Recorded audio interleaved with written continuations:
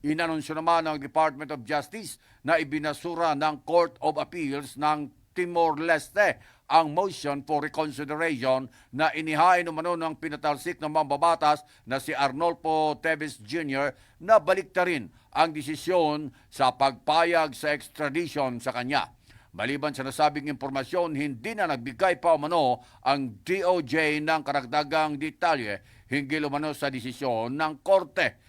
Magugulita noong Hunyo ay pinayagan ng Appellate Court sa Timor-Leste ang request ng gobyerno ng Pilipinas para umano sa pag-extradite kay Teves na inaresto sa noong buwan umano ng Marso matapos ang Interpol Red Notice.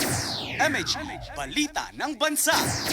Inanunsyo naman ng kampo ni dating Negros Oriental 3rd District Representative Arnolfo R.D. Teves Jr. na muli silang maghahain ng petisyon sa gobyerno ng Timor-Leste na umihiling na baliktarin ang anumang desisyon nito na pabalikin ang dating mamabatas sa Pilipinas. Ayon sa mga legal counsel ni Teves, umaasa pa rin sila umano na papaboran ng Timor-Leste ang kanilang petisyon. Wala pang komento ang Department of Justice sa panibagong petisyon na ito na inihain ng kampo ni Teves sa East Timor.